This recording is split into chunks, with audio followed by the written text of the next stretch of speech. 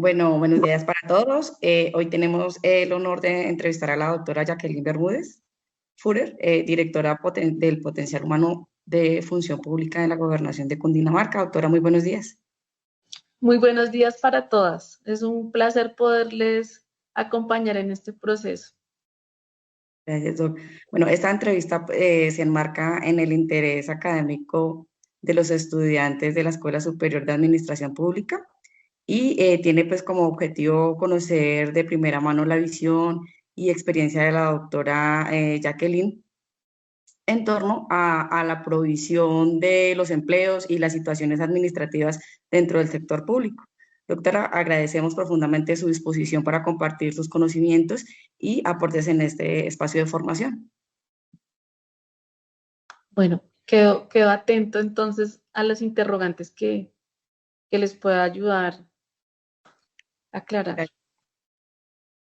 Bueno, también queríamos pedirle que nos hable más como de su trayectoria profesional, de sus experiencias de vida, que usted diga, cuando trabajé en X parte, esto me marcó en realidad con un trabajador, con un funcionario, y pues como esas experiencias a tener en cuenta para la realidad que nos enfrentamos al trabajar para el sector público.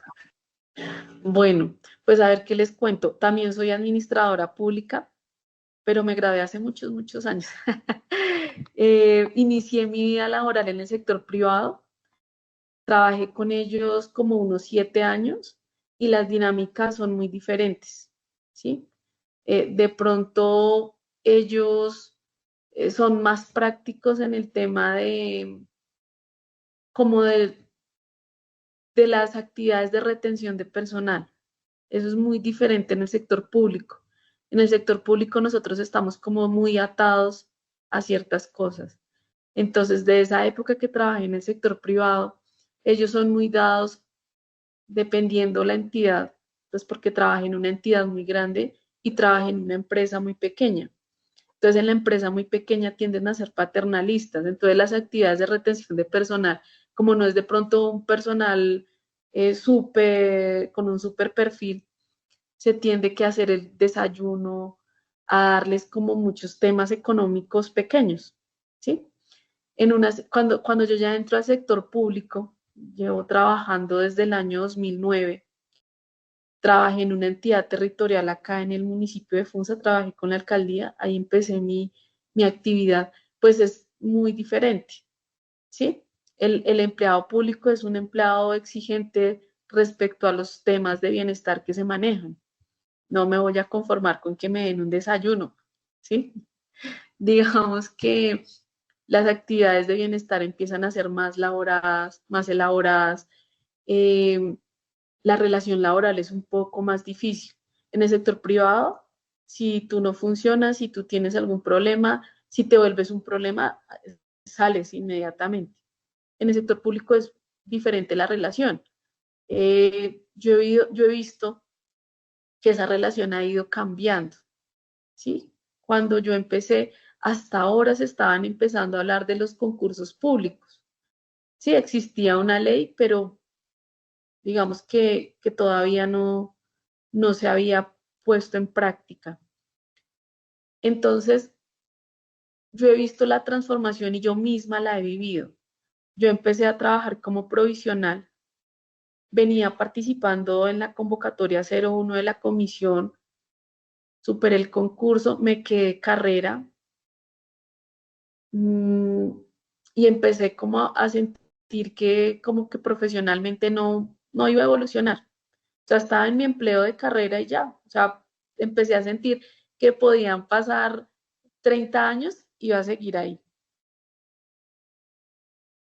Imagino que esa también es la situación de muchos otros compañeros que están vinculados en esa situación en las diferentes entidades. A partir como del año 2010, 2011, empezaron a moverse muchísimo los concursos, muchísimo. Participé en uno de esos concursos que me permitió vincularme a una entidad del orden nacional. Entonces yo me vinculé con el IMPEC, soy funcionaria de carrera del IMPEC desde el año 2015. Las relaciones laborales son totalmente diferentes en una entidad del orden territorial a una entidad del orden nacional. Mm, Allá es un poco más complejo, hay muchas organizaciones sindicales, muchísimas. Las relaciones laborales pueden llegar a ser un poco más complejas, pero digamos que desde el punto de vista personal, entonces continuamos participando en muchos concursos y las tasas de rotación de personal aumentaron muchísimo.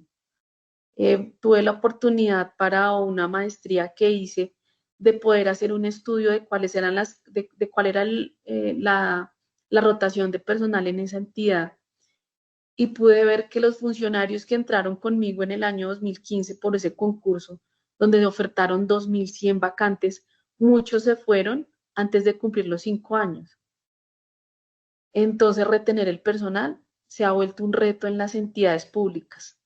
Es un reto, es un gran reto si ustedes llegan de pronto a incursionar en el área de talento humano, porque el funcionario público de hace 15 años no es el funcionario público de hoy.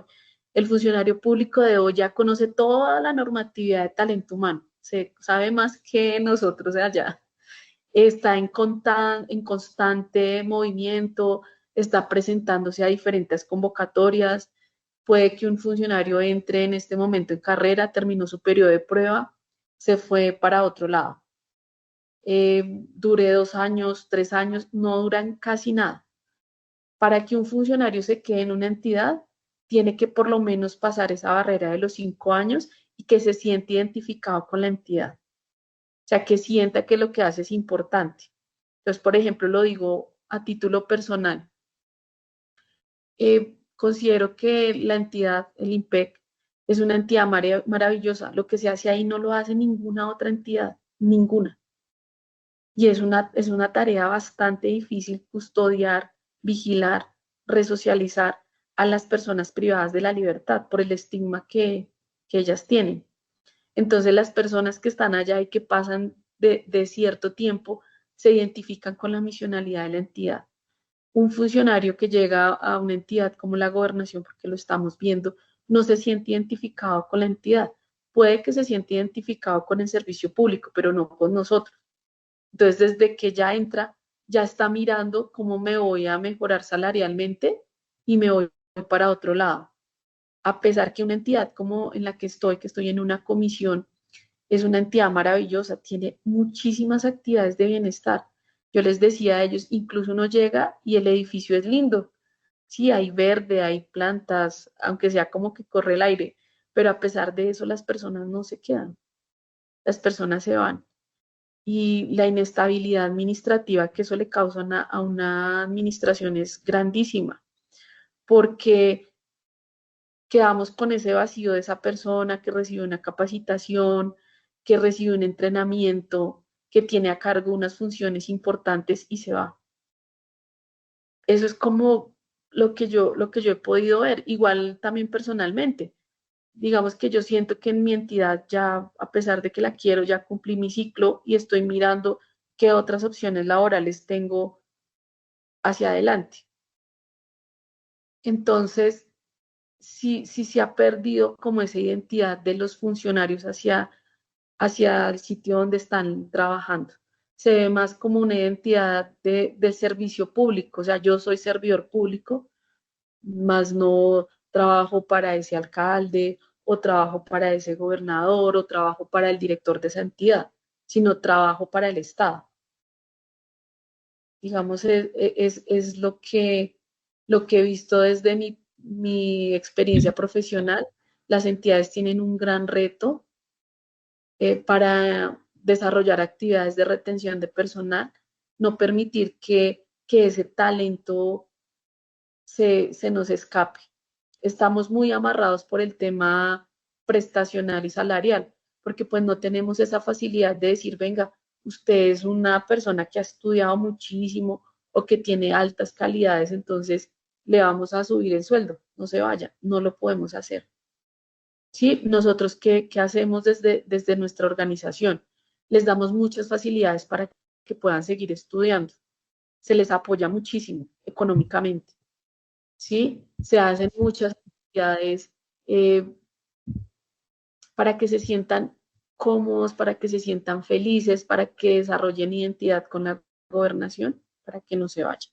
Digamos que ese es un gran reto que ustedes van a tener que asumir más adelante, sean porque dirijan una entidad, ¿sí? Sean porque estén a cargo de una dirección, que sean parte de un equipo directivo, porque eso los va a impactar en el desarrollo de sus actividades. La importancia de tener un excelente clima laboral, y eso lo hacen es ustedes como directores, como compañeros de trabajo, porque eso influye en que las personas decidan irse para otro lado. Claro que sí, Doc, mil gracias y dando inicio pues a nuestra entrevista y teniendo en cuenta pues que los empleos de carrera y partiendo del principio constitucional del mérito, no sé si la Doc nos podría por favor ilustrar cómo es la vinculación del funcionario que gana un concurso público y qué derechos adquiere. Y de pronto complementando dicha respuesta, de pronto ilustrarnos entre las diferencias que puedan existir entre carrera, empleos de carrera y empleos de libre nombramiento y remoción. Claro que sí. Bueno, ¿qué pasa cuando una persona del común participa en un concurso de méritos y queda en una lista de elegibles? ¿Sí? Ese es el insumo que cuenta la entidad para iniciar el proceso de vinculación. Entonces, la Comisión Nacional del Servicio Civil nos notifica de las diferentes listas de elegibles por cada una de las vacantes que la entidad ofertó en el proceso de concurso público. Nosotros tenemos la lista de elegibles, tomamos el elegible que se encuentra en la primera posición, hacemos una verificación de los requisitos, porque es posible que aunque se encuentre en la primera posición, no cuente con los requisitos en ese momento para poder desempeñar el empleo. Entonces nosotros hacemos una verificación nuevamente de antecedentes, requisitos de formación académica y de experiencia. Cuando hacemos esa tarea, procedemos a hacer el acto administrativo de nombramiento, la comunicación a esta persona para que pues ella nos informe si acepta o no y la fecha para tomar posesión del mismo. Nosotros hacemos la vinculación como cualquier otra persona, se hace la afiliación a seguridad social, hacemos la vinculación a nuestro sistema de nómina, se le hace obviamente un entrenamiento en el puesto de trabajo a esta persona, se le crea un perfil en el aplicativo de evaluación de desempeño laboral que tiene la comisión para que haga la concertación de sus compromisos en periodo de prueba. ¿Sí? Básicamente, rápidamente, ese es el proceso de vinculación a una persona en carrera. ¿Cuáles son los derechos? Pues en este momento tiene los mismos derechos que cualquier servidor que labore con la entidad. Recordemos que aún no ha adquirido los derechos de carrera. Hasta ahora se encuentra en el periodo de prueba, pero tiene los mismos derechos salariales y los mismos derechos prestacionales, acceso a actividades de capacitación, actividades de bienestar en las mismas condiciones de los otros empleados. Respecto a la diferencia entre un empleo de carrera y un empleo libre de nombramiento y remoción, pues básicamente la principal diferencia es la forma de acceder a ese empleo y la forma en que se termina esa relación laboral, ¿sí? Para acceder a un empleo de carrera, yo debo presentar un concurso de méritos donde voy a, digamos, a competir libremente con una gran cantidad de ciudadanos que también van a querer desempeñar ese mismo empleo, ¿sí? Yo quedo en esa lista de elegibles porque demuestro dentro de ese proceso de selección que soy el mejor candidato.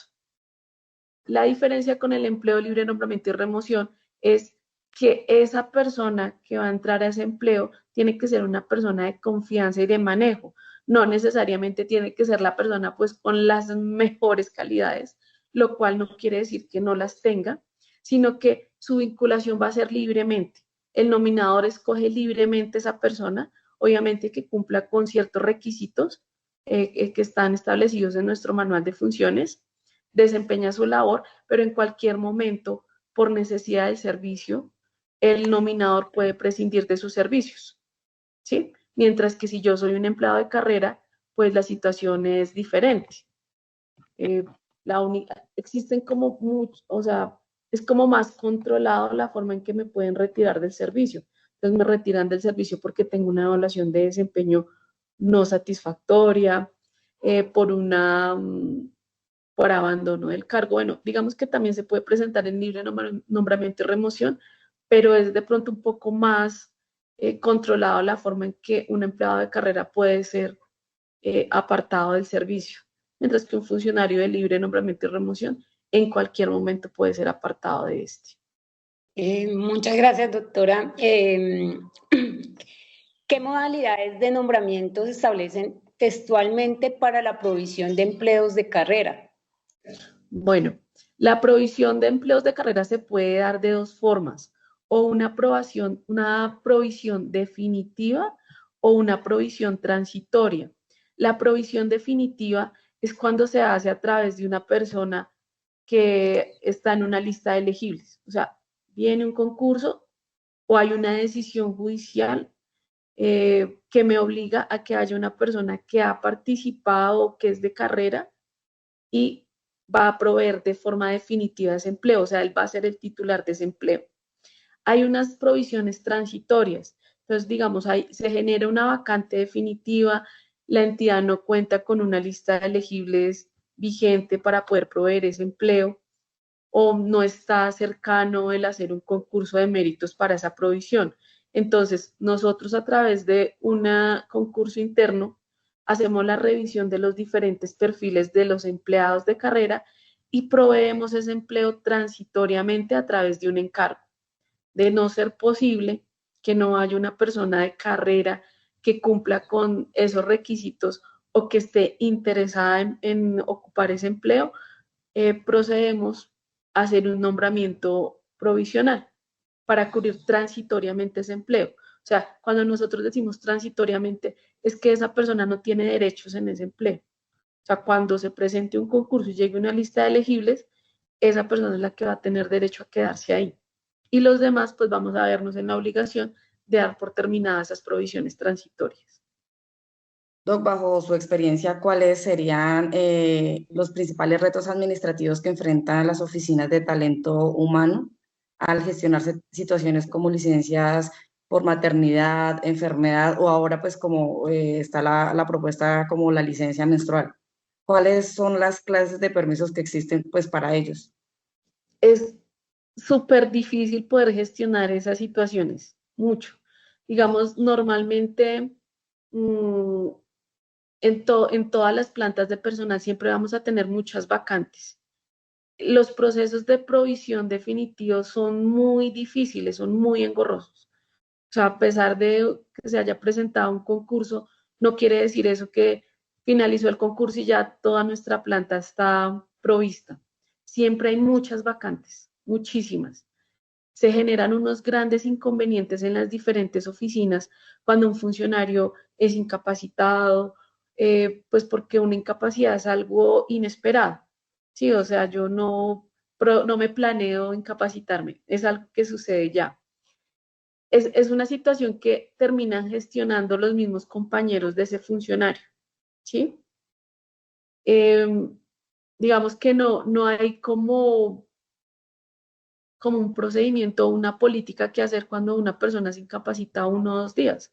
Pues uno no va a hacer una provisión de una vacancia por ese término, ¿sí? De pronto se puede facilitar cuando hay una licencia de maternidad, porque obviamente es una situación esperada que esa funcionaria va a estar durante un tiempo fuera de la administración. Sin embargo, nosotros lo que tratamos dentro de la administración es que esas, digamos, ausencias sean gestionadas a través de los otros compañeros de la oficina, se redistribuyen esas actividades que tiene ese funcionario a cargo mientras dura su ausencia.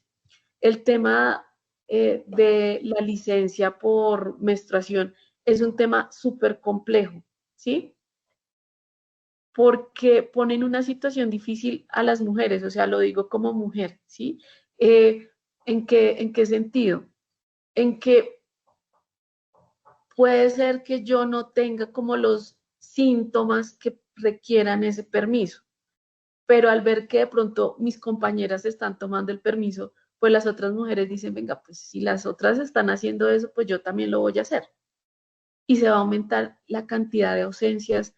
Siento que es una forma de estigmatizarnos por una situación que es normal. Si bien es cierto que hay personas que presentan unas situaciones de salud que dificultan su actividad, pues debería ser manejado como una incapacidad, ¿sí? O sea, no que porque soy mujer, entonces mensualmente no voy a venir a trabajar 1 o 2 días. Si es una situación de salud, pues yo la manejo a través de salud. Pero sí nosotros nos preocupamos cuando empezamos a ver, digamos, como esa propuesta, porque las mujeres ocupamos la mitad de los cargos de las entidades por lo general. Entonces, las bajas serían muy altas. Las bajas serían muy altas y eso nos empezaría a causar problemas de clima laboral, pues con nuestros demás compañeros y con nuestras demás compañeras. Porque entonces, ¿qué pasa con la mujer que ya no tiene su periodo? ¿Sí? Respecto a las que no están viniendo a trabajar.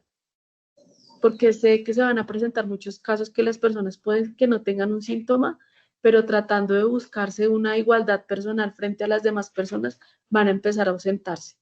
Entonces sí es un poco preocupante para la administración que se materialice esta situación. Doctora, muy buenos días. Buenos días.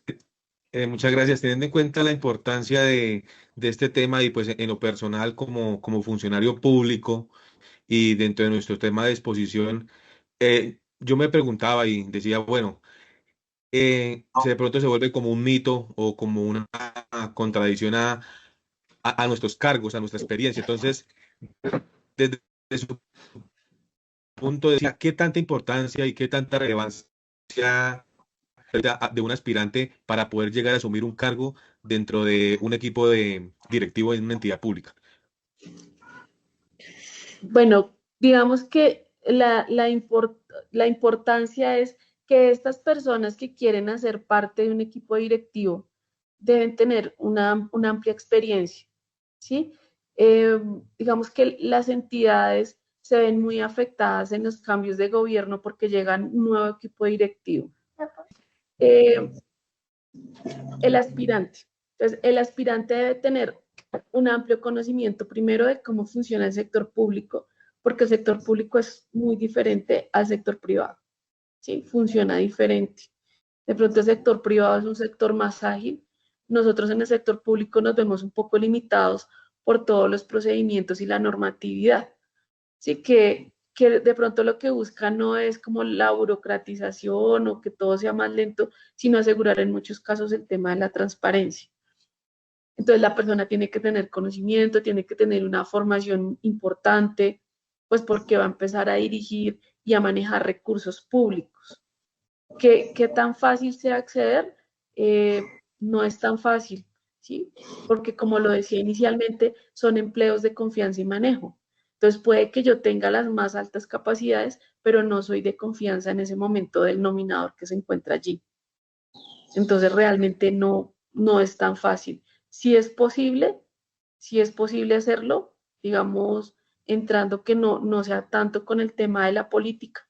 Hay algunos empleos que son muy técnicos dentro de las administraciones, empleos de libre nombramiento y remoción, y seleccionan personas que tienen como altas capacidades para poderlos desempeñar. Continuando con la entrevista, pues tenemos entendido que hay varias situaciones administrativas que pueden tener los empleados públicos. Entonces, dentro de ellas se encuentra los permisos. Entonces, pues sí nos gustaría que nos explicaras pues más o menos en qué consiste esos permisos y pues cómo se otorgan por parte de la entidad. Claro que sí. Nosotros, digamos que el principal permiso es un permiso remunerado hasta por 3 días. ¿Cómo lo manejamos nosotros en la administración? Cuando son permisos para ausentarme por horas, para una cita médica, para atender un asunto del colegio, bueno, cualquier situación que se me presente de índole personal, que sea por horas o hasta por 2 días, Nosotros en la administración lo dejamos en cabeza de su jefe inmediato, del funcionario. Entonces ellos a través de un correo electrónico institucional se comunican con su jefe indicando pues la solicitud del permiso y adjuntando los soportes. Su jefe inmediato a través de ese mismo correo aprueba o niega el permiso. ¿Por qué lo dejamos ahí? Es como para que quede una trazabilidad de la ausencia de esa persona. Obviamente, pues el permiso se tramita en forma personal. Nosotros lo que queremos es que quede como la trazabilidad de que hay un funcionario que en ese momento se encuentra ausente dentro de la administración. No solicitamos que nos reporten a función pública esa solicitud. Cuando es un permiso de 3 días, pues es un permiso planeado para una situación específica que tiene el funcionario.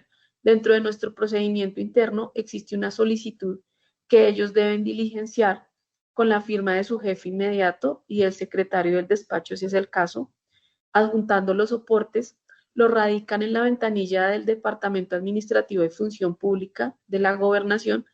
Desde la Dirección de Potencial Humano en la que yo me encuentro, hacemos una revisión de esa documentación, lo pasamos a aprobación a la directora del departamento y el resultado de esa aprobación o negación se lo comunicamos mediante correo electrónico al funcionario solicitante y a su jefe inmediato para que tengan la tranquilidad que nosotros pues ya estamos informados de esa situación. Ese permiso queda archivado en la historia laboral del funcionario. Eso respecto a los permisos remunerados de por 3 días.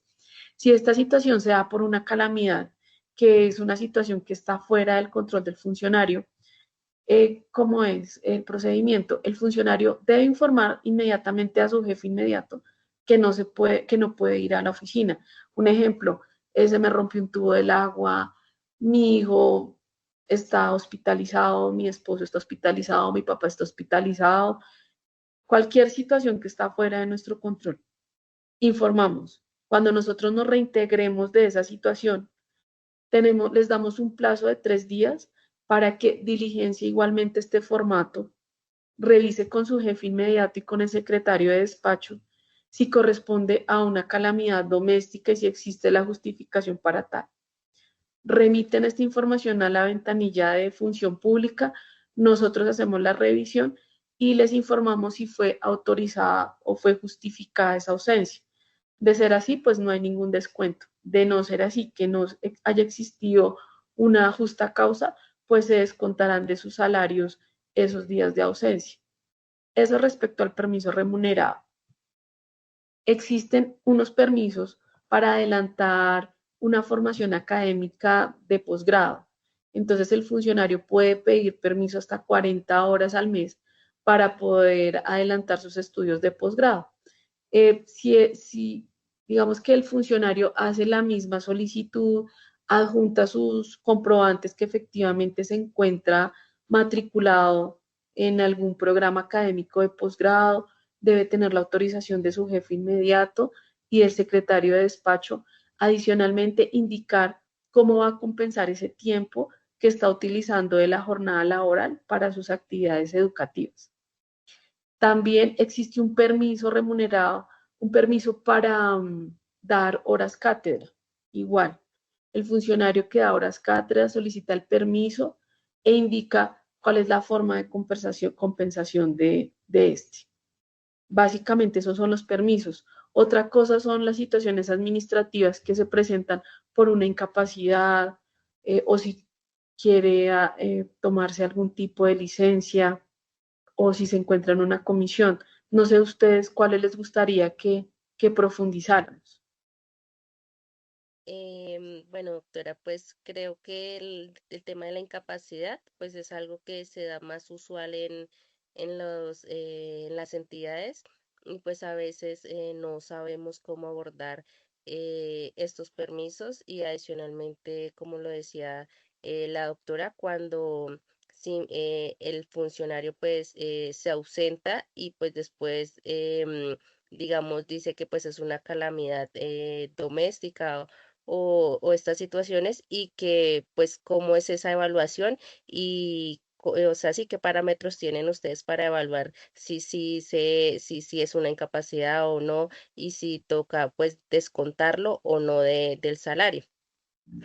Bueno, respecto a las incapacidades se pueden dar por una enfermedad común, se pueden dar por un accidente laboral o se pueden dar por una enfermedad laboral, principalmente. Bueno, pues un tema común, digamos que lo principal siempre es el canal de comunicación entre el funcionario y su jefe inmediato. Es lo más importante.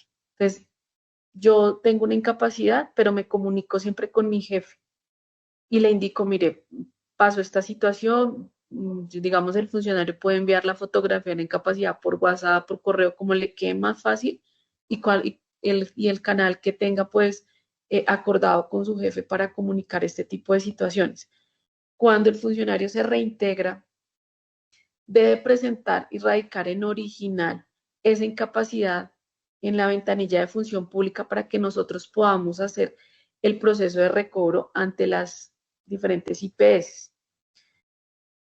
Es muy evidente, pues, si es una incapacidad, digamos, que esté dentro de los parámetros o no. ¿Por qué? Porque así sea en un médico particular, pues nosotros adelantamos el proceso de transcripción ante la EPS o ante la ARL, y pues allá nos dirán sí o no. O sea, es así súper sencillo. Si nos dicen que no, pues nos vamos a ver obligados al funcionario a descontarle. Pues obviamente sí existe una justificación porque no vamos a iniciar un proceso por abandono del cargo, pues porque la persona sí tenía una situación de salud. Diferente es que no podamos hacer el recobro de los dineros porque ni la EPS ni su ARL se haga cargo de los mismos, ¿sí? Si es un accidente laboral, pues va a mediar, perdón, el informe de la investigación de ese accidente. O si es por enfermedad laboral, pues va a existir una incapacidad que la ARL respecto a la situación de salud del funcionario. Entonces, siempre la persona va a tener esa incapacidad, posteriormente va a radicar y el área pues, de nómina de la administración se va a encargar de hacer el trámite para eh, hacer la transcripción o el recobro de los dineros que se generaron en esa incapacidad. Doctora, esa transcripción, así sea un día de incapacidad, perdón, se hace esa transcripción, digamos, cuando el empleado, así sea por un día, entrega una transcripción médica, pues, de un particular. Sí, nosotros hacemos, así sea un día o dos. O sea, puede ser que la norma diga que pues el empleador se hace responsable de los 2 primeros días, ¿sí? Pero igual existe una validación por parte de la EPS que nos indica, venga, porque pueden traernos una incapacidad que de pronto no sea, pues, que esté alterada, ¿sí? Entonces nosotros hacemos el proceso, ellos nos dicen, mire, si este médico hace parte de nuestra red, eh, queda como validada la incapacidad, pero pues obviamente no hay un pago por parte de la EPS. Pero si el proceso se hace, siempre es el mismo. Gracias, Válido. doctora. Entonces, por último, ¿cuándo se permite compensar las vacaciones en dinero a un servidor público? Las vacaciones compensadas en dinero, cuando el funcionario se retira del servicio. Digamos que si hay una política en el Estado ya desde hace varios años donde no se están compensando vacaciones en dinero. Digamos que, ¿por qué se dan las vacaciones? Las personas lo único que tenemos es nuestra fuerza de trabajo. No tenemos ningún otro activo cuando somos empleados. Y esas vacaciones se dieron a través de una lucha social de muchos años para que esa persona tuviera un tiempo de recuperar sus fuerzas de ese activo que tiene, que es su fuerza de trabajo. Entonces, la persona sí o sí tiene que salir a descansar. Y la administración no se puede prestar para pagarle a esa persona que no le estamos permitiendo descansar y que continúa trabajando, va a ser una persona que se va a enfermar, va a ser una persona que va a generar un mal clima porque está cansada. Entonces, compensación de vacaciones, cero, solo cuando la persona se retira del servicio. Ok. Hay entidades públicas que pagan las vacaciones al empleado, me imagino que de común acuerdo con el servidor por necesidad del servicio. ¿A qué se debe que en realidad tenga que haber una persona en necesidad del servicio y le compensen sus vacaciones en dinero? No, digamos que por necesidad del servicio uno puede llegar a aplazar las vacaciones o a interrumpirlas, pero a compensarlas, realmente no existe una necesidad del servicio para que una persona no pueda salir a descansar. No. O sea, digamos que sí, obviamente lo hacen, pero más que necesidad de servicio, es una necesidad económica que puede tener esa persona que requiera un dinero pues urgente y la administración se preste para eso. Pero no existe ninguna justificación. Las personas tenemos derecho a que al cumplir un año de servicios ininterrumpidos tengamos 15 días de vacaciones. Si la administración debe estar preparada para eso. Generalmente en las entidades nosotros hacemos una programación de las vacaciones. Los funcionarios al interior de los diferentes grupos de trabajo, de común acuerdo con sus compañeros y con su jefe, hacen la programación de sus vacaciones. O sea, si se presenta algún tema urgente, que es que hay una contratación urgente, que es que hay un proyecto que se va a terminar, pues lo que hacemos es un aplazamiento. Pero impedir que ese funcionario descanse no se hace. Bueno, de pronto podemos pensar que en el sector privado sí lo manejen más de esta manera, ¿no? Que se vea más la figura de si usted quiere, yo le pago sus vacaciones, dependiendo de Sí. la modalidad de contratación, pero pues por necesidad del servicio estamos acá.